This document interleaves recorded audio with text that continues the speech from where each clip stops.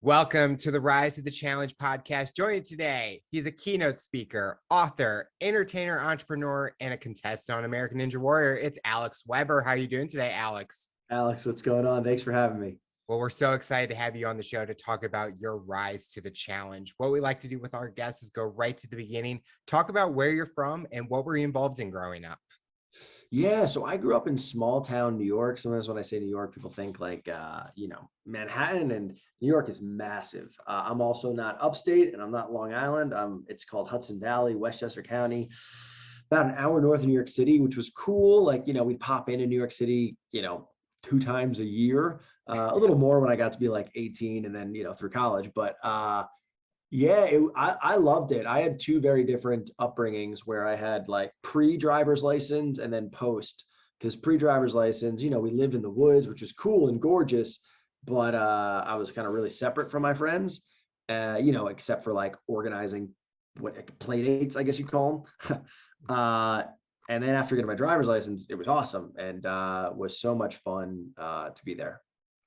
Fast tracking to where you are today, you liked being in the nature, outdoors, kind of that style, living in the woods as you were growing up, or in that kind of air or that kind of lifestyle. Did you fall in love with nature and being outdoors more? And that's what kind of got you to where you are today, where you're always outdoors, outside, things like that.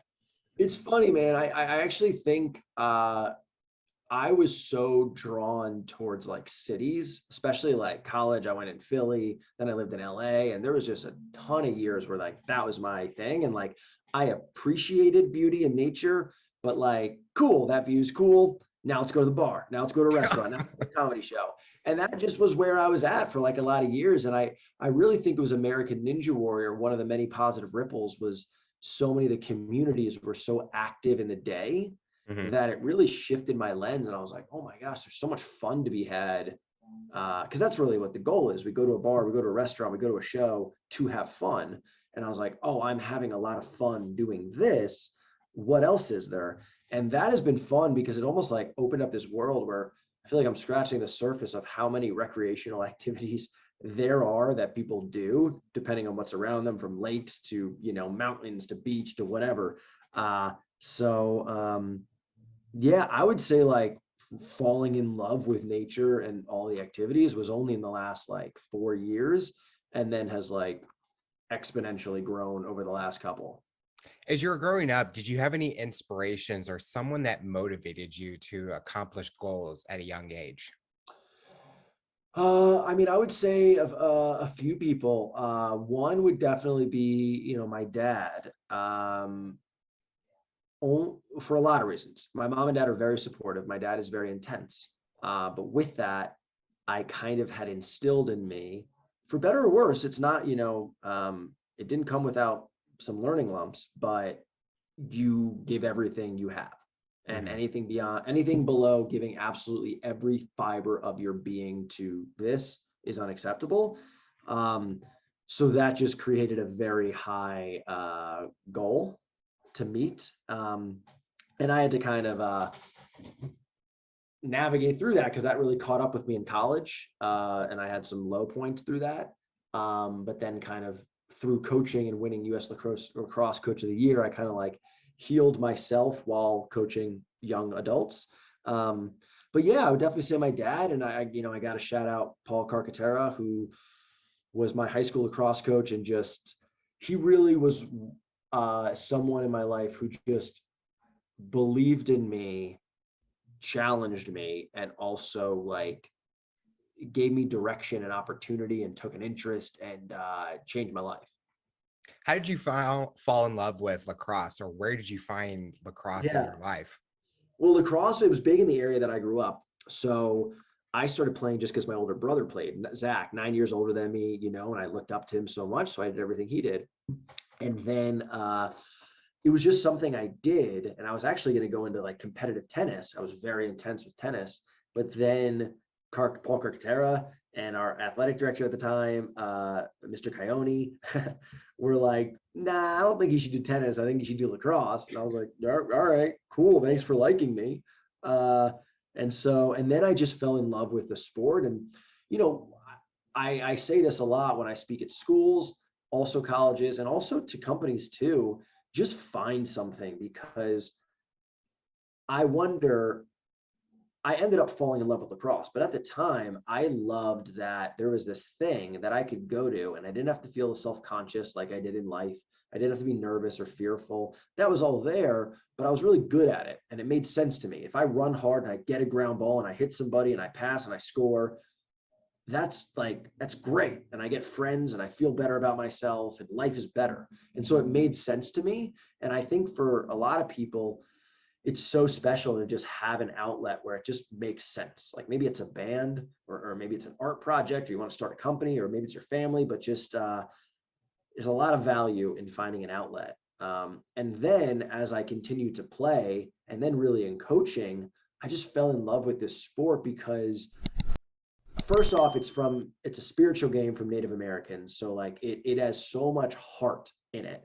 Then it's so physical and alpha and monsters of humans beating the crap out of each other, but it's also so like elegant. You have these finely crafted knitted sticks that are so particular and you use it like a wand. It's like a ribbon dance and it's very like fluid and creative and artistic. So it's just, and it's so fast and it's high scoring and it's teams, and it doesn't matter what body type you are. If you're short and scrappy, or tall and lanky, or you're big and bulky, there's a space for you. So, and it's a great men's and women's sport. So, I mean, I can go on, but it's a great game. I've definitely watched lacrosse on TV and I'm just like, this is just fun to watch. I mean, you Yeah. cannot turn the channel, or there's never like a break where you have time to go grab a drink or something, because you're going to miss like 5 goals in like the span of 30 seconds possibly. And I think you mentioned the importance of all different types of people can play the sport, where a lot of other sports, it's kind of like, oh, you have to look a certain way. You have to be athletic a certain way. And lacrosse is just something that anyone can pick up, even at a recreational level or even at a competitive level. And check our rosters. Like as the sport's growing, listen, we have like a Stifler branding, and as the sport is growing, yes, if you look at a roster of names, yes, you're going to see a lot of Connors and Tanners, yes, but you will also see just about every other ethnicity represented there, and that's pretty cool. A lot of times in movies, lacrosse gets this kind of prep school kind of vibe, or like rich kid. Do you feel that is a misrepresentation of a type of person a lacrosse player is? I just think it's outdated.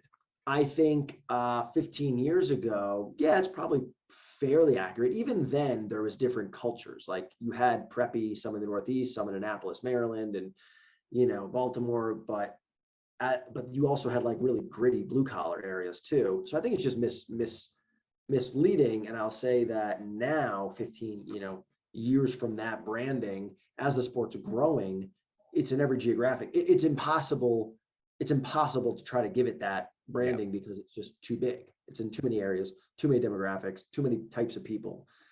So yeah, I mean, it's, I'm thinking of like the top athletes in last year's college lacrosse, and like, I don't know, if you put them in a lineup, yeah, like you might say 3 of them seem preppy, but if you dig deeper, you're like, oh, that kid's from Canada, like a blue collar school in Canada.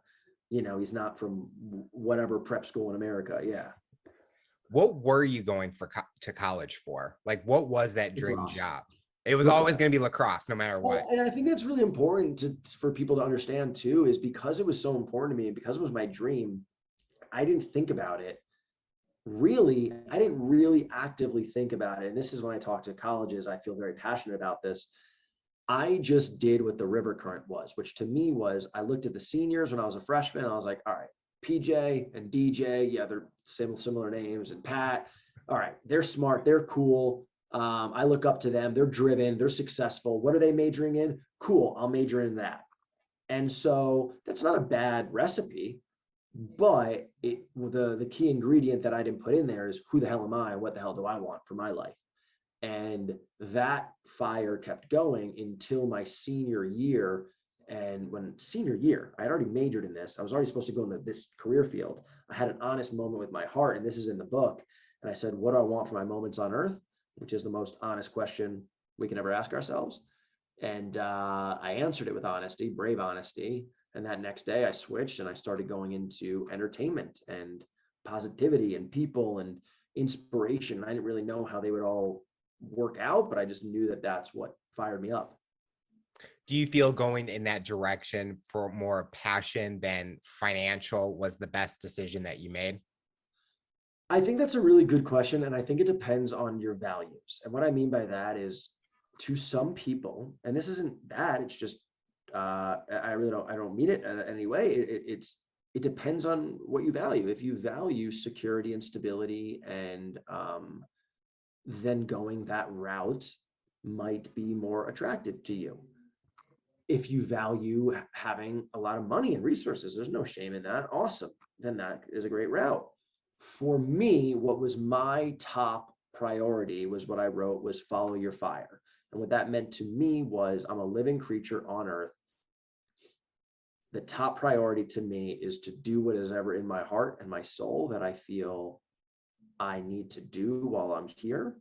And whatever comes with that is wonderful, but that is my inarguable circle it, star it, underline it, number one that I got to do.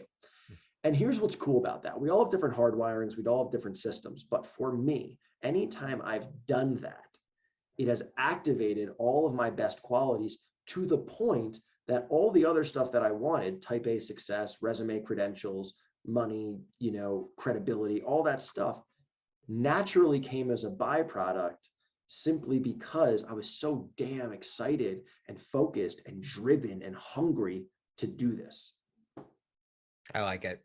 I think it's the way that you took it is what a lot of people need to do nowadays. Because I think people are overwhelmed. They're stressed on that one decision that they have to make and think, okay, I can't get out of this. I'm got to go through this long term. And I think I'm at the time where I'm at where I'm looking at every option that I have. I think sticking in one direction is not going to be my end result. And you just got to find that passion. You want to wake up each day and enjoy going to work or doing the things that you like to do, because life's too short.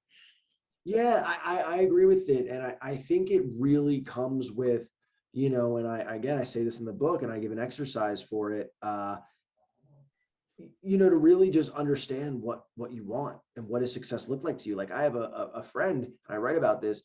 I love this guy, and he lives such a simple life.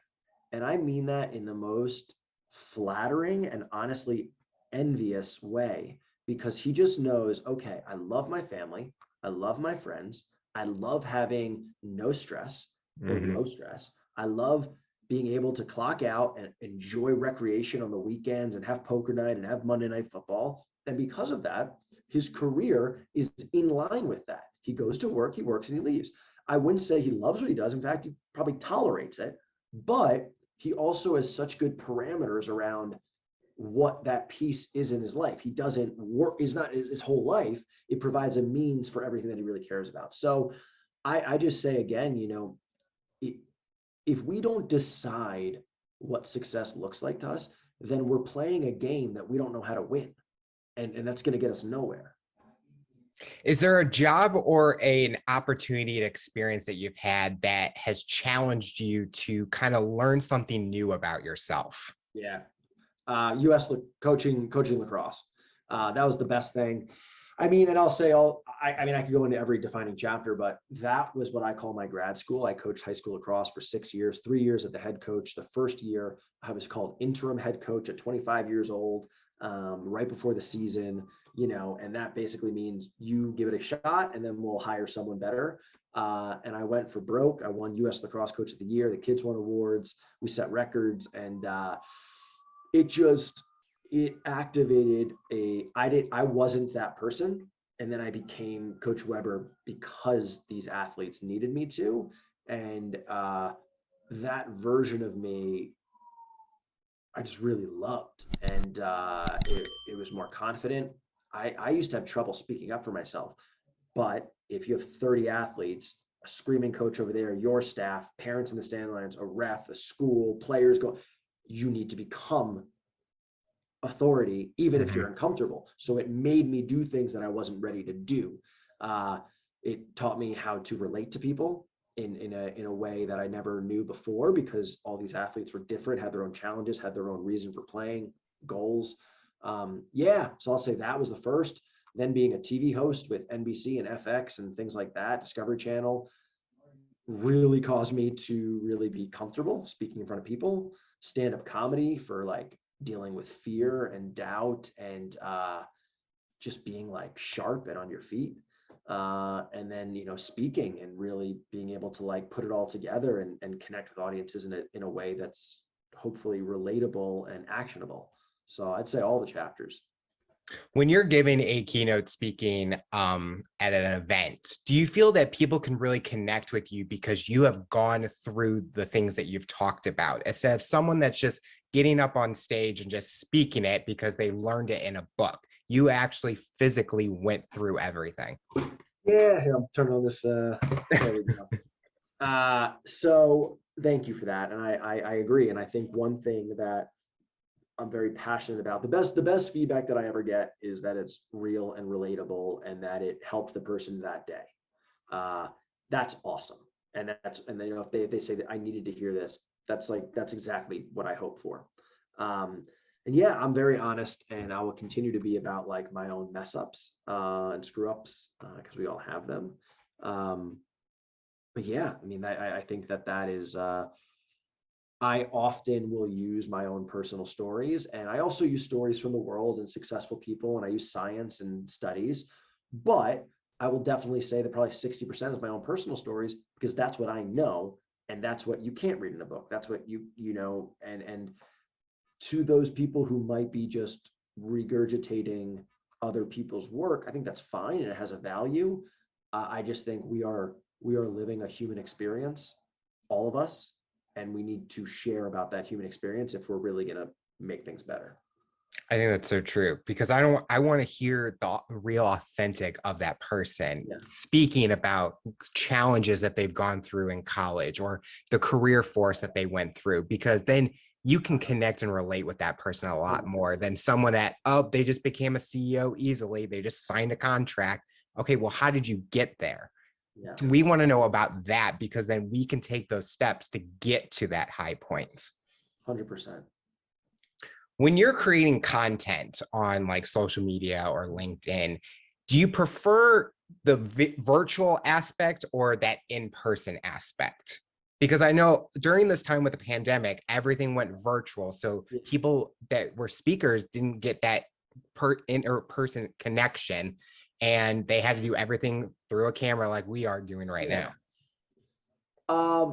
So you mean for like keynotes and things like that, like talks and did you prefer the in-person than having to do it in front of a camera? I'll say this. I'll say in the beginning, I had a lot of resentment towards it because it's not why I got into this field. I like being with people. I will say that now, and I was grateful, and I've done I don't know, 50 plus virtual engagements, maybe more, probably more. And well, way more actually, because of these communities I run. I run a men's community. I run the high achievers workshops. So probably hundreds. I have found ways now of making it very connective and very heart fulfilling and very impactful. So I'll say that I'm down. I'm down. I am totally down for both. There has and will never be a substitute for people being together. Absolutely never will. I don't care how far technology gets. We are human beings. There are cells. This is friction. There's senses. And when you do feel that together, it's unparalleled. However, there are also wonderful opportunities, and we're very lucky to live in a time where we can do incredible things virtually. So I see the positives in both. Does it make it harder for you to prepare depending on not knowing which kind of style you're doing? Or do you feel that you have the tools that you're able to adapt no matter what style you have to perform at? I think just like anything, I had to get better at it. And I do like involving the crowd, and that can depend on if you're doing virtual. Sometimes the clients would prefer cameras off and more of just like, speaking into it, which is fine. And I've prepared for that. I've also prepared if they're camera on and in the chat, how to engage with them. The short answer is, I mean, I imagine at some point, I don't know though. I was going to say at some point I truly don't think I've ever given the same talk twice, because I ask every client, whoever it is, what's going on? Like, who Mhm. are you people? What's going on? And then based off that, I'm going to curate the message because I want it to relate to who they are and what's going on. And so that part, honestly, I think is kind of fun because it becomes like a little bit of a puzzle, and you got all these pieces and you can piece them together to make the best puzzle for people. See, that's why you did American Ninja Warrior. You like puzzles too much. I do. I'm going to go to training later. Talk about that experience. What was Yeah. the kind of the mental mindset that you had going into that, and how was the outcome for you? I first was a host. I hosted for 2 years, which was awesome. A digital series for NBC. It was awesome.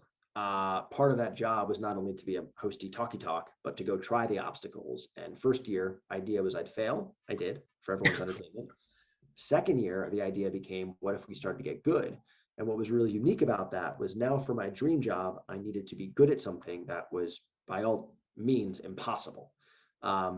And through that, I just learned so much. And that's so much of what the book Fail Proof is about, is giving steps to actually how you systemize doing these unimaginable things, and these things that we failed at, how do you actually make them possible and achievable and attainable? Um, so yeah, and during that second year hosting, in that journey, we ended up winning an award for best series, which is very cool. And that led to me falling in love with the sport, the athletes, the community, and coming back and competing. I competed 2 times, was going to compete 3 times, but I broke my hand. So there were some learning Ooh. lessons and emotional valleys in there. Yeah, I mean, it's been, there are a million and one different angles on it, because it depends on, but at the highest view, it has been such a gift because it gave me back, being an athlete. After college lacrosse, I got pretty depressed and started eating and drinking worse. I got overweight. I saw a photo of myself and I'm like, that's not me. And I was like, oh, my buddy was like, no, bro, that's you. And I was like, oh my gosh, like I got really overweight. And because people start calling you a former athlete, and something in the book that I say is, those are dangerous lies, and they're lies because they're not true, and they're dangerous because we hear them and we take them in as true. Someone said, you're not smart, you're not funny, you're not creative, you can't be a leader. And we're like, I guess that's who I am. And we live in accordance with that, when it's just a freaking opinion. So when American Ninja Warrior, what fires me up so much is, I've never been older than I am right now. I don't know if anyone else has that. And I am doing athletic things that I was not able to do as a 21-year-old Division I athlete. And so to me, it makes me feel like I am still living and I'm not dying.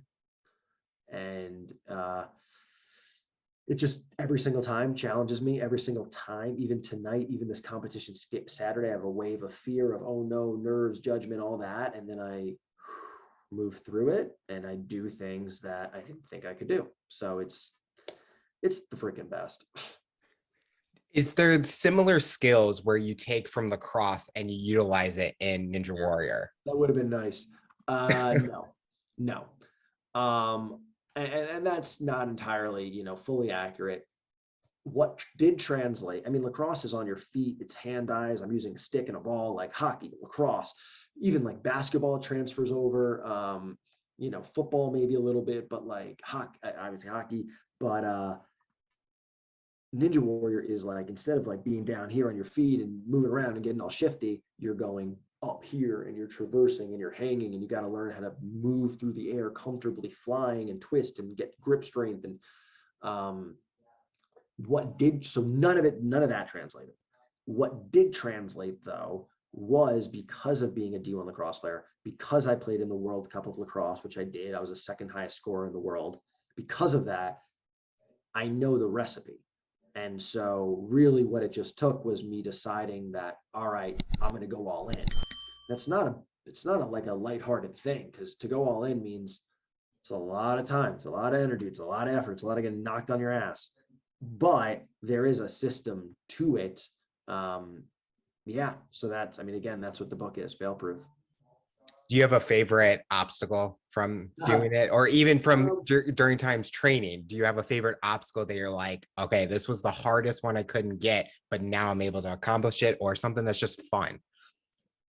Yeah, I mean, the double dipper one was just so special to me. It's on the Vegas course. It's huge. You got to like fling through the air in these roller coaster things. And it was just so special because I did it on the Vegas Nationals, which is like the highest course. And I had one shot at it. The lights were there. The crowd was packed. And it was at the end of me hosting that second season. So that was just like, will be really special to me always. And then just ones that I do now that, like it's really fun. Like it's so challenging, but there's ones that are like you fly in the air, which is like, that's so fun. You're freaking flying. And you like do things where you like hook on to different things. And, you know, it wasn't that long ago. Like it makes everything so clear. Like I went to Ninja Intensity, a gym here, and my buddy was doing this thing where you have a hook and you flip and you're doing like you twist here and you hook on to this other thing. And I remember my initial thought was like, damn, I'm not ready for that, but maybe sometime. And I did it. And I did it on the freaking second try. The first try I did it, I was all wonky. And the second try I was like, oh crap, I actually can do this. My mind didn't think I could. So that's why the first time didn't go well. But then I proved it enough to my mind that maybe I could. And second time I did it. And so I just mean that because like, I've just seen this in everything in life now. Our brains get in the way first and just tell us we can't do it. Or our first attempt doesn't go great. And so we stop. But if you just keep at it, I don't care what it is you want to do. You want to learn guitar or Krav Maga, or you want to reignite romance, or you want to lose 30 pounds. If you want to do it, you will do it. See, I love that never give up attitude. And that's something that it's instilled in me, because I don't want to do something and fail. I want to be able to come back and complete it, accomplish it, because I want to prove to myself. I'm not doing it for other people. I'm doing it for myself. But I just remember going to those gyms and stuff, doing those courses. And I hate anytime they have those doorknobs where you have to like, oh yeah, like I used to watch American Gladiators. So like the rings, the hang tough rings are something that I'm like, okay, I need to do this. But no, let's American Ninja Warrior, let's get something even smaller that you can't grab on. And let's see if you can hold on to it. I'm like, this is torture, but I still can't do it. Like I keep trying. The grip strength tough stuff is tough. And I'm gonna like go to the gym tonight. And you know, that one is, if I'm being really honest with myself, that is where I need to really improve. And I know where I'm at in it. Because I'm not that great at it, it's not that fun to practice it. But we all, you know, and it's also like it's freaking painful. It just hurts your hands to like hang on these weird craggy things, as you know. But I'm you know, I know that if I commit to it for a few months, it will become good. But yeah. Would you ever go back and try again on the show? Like 100%. if auditions again, go through that 100%. process? 100%. I'll toss my hat in the ring this year, and if they want to bring me back, I'd be honored, and I'm all in. I think with all things in life, I'm just trying to listen, and I'm not trying to script. I don't, you know, I just really love the sport, and I feel like I have unfinished business. Where like this last year, I woulda, coulda, shoulda, but I could have hit a buzzer, and I made like a mental strategy choice, and I went out on the fourth obstacle of 6. But like, so I feel like I have unfinished business, but I also like I have enough I guess groundedness now, or maybe maturity, to know that if life has other things in store for me, that it feels I need to move in that direction. I want to freaking do it so badly. I would love to. If the opportunity presents itself, like, let's go. But I also understand that there's chapters to life, and if life is moving in another way, I'll embrace the new opportunities. Talk about this personal journey you've been in this last year. You kind of were, I guess, moving, or you kind of were getting involved in new activities, new opportunities, new experiences. What has that done for you, and what excites you about the future within that kind of experience you're going through? Yeah, I mean, I moved to Colorado, which again, I mean, I'll say so this season of life is definitely, I'm trying to listen, and and listen to just signs, listen to up there, listen to my heart, and act in accordance with that. And so, yeah, that led me to Colorado, and I freaking love it here. Like, the Boulder is where I live, and there's there's some uppityness and not great parts, but overwhelmingly I've met communities that are just so like with their heart and spiritual and freaking athletic and climbing rock cliffs. And I'm part of a group that we jump in the river when it's 33 degrees, and we do breathing work, and it's awesome. It's crazy, and I love it. I'm crazy. So it's great, and I do think I'll be here for a little bit. I say a little bit might be the rest of my life, or a little bit might be, a few months and the next chapter, but just trying to see. Was it weird going from the East Coast to kind of, I guess, Midwest mountains to colder weather? Because I mean, when you think of, I mean, I'm from the Yeah, Midwest, and you don't know yeah, what season you're getting every day. Like it's 70 degrees in December in the Midwest totally. right now. So I was in New York and then Philly for college and then Los Angeles for like 8 years. And then, but my last couple of years in LA, being there full time, I was traveling so much that I got to see so many places. And I'm like, you develop this almost like single-mindedness of like, oh, if you're not in LA or New York, and I was just like, I was in all these places, and I'm like, oh my gosh, there's just so many cool cities and towns and people. And it was my own ignorance that was getting in the way. And um, I really realized, I was like, I think I could be happy in just about any spot. Um, but I will say, in this season of life, I really enjoy, I've done cities and they're great, and I go to them for work, and I'll go to them, here and there for things. But for living day in and day out, for me, uh, I really value nature, and a little quieter and a little more peace, and yeah. is that kind of going back to how you were growing up, being in I, nature? You're kind of yeah, full circle going back to that. it's a great insight, and I agree. I think so. So, what does the future look like for you? What are you hoping to accomplish in the next few years, personally and professionally? I would say, all right, let's do personally. Personally, I would say, I do want to meet someone and do that season of life partnership, uh, you know, kids, and I'm not in a rush, but I'm in no rush. But when it is right, I'm excited for it.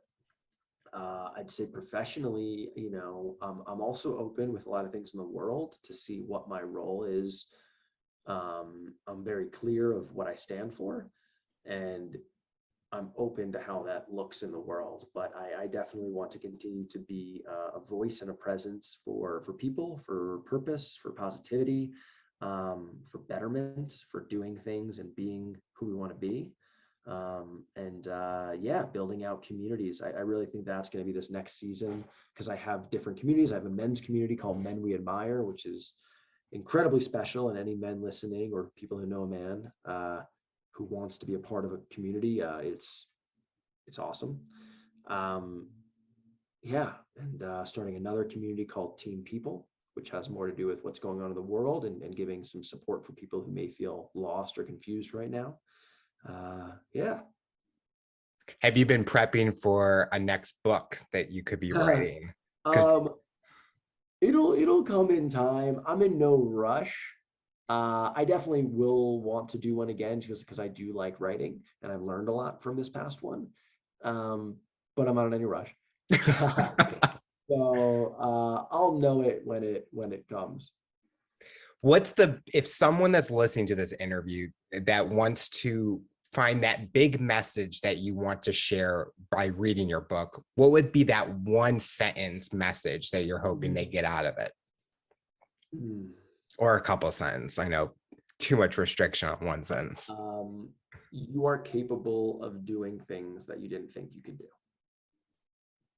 I like that. That's a put it on a t-shirt, basically. Yeah. That's one of those slogans right there. Yeah. Heck yeah. The final question I'll ask you, for someone that's listening to this interview based on your journey and experience, what tips or advice would you give them to overcome obstacles, accomplish their goals, and rise to the challenge?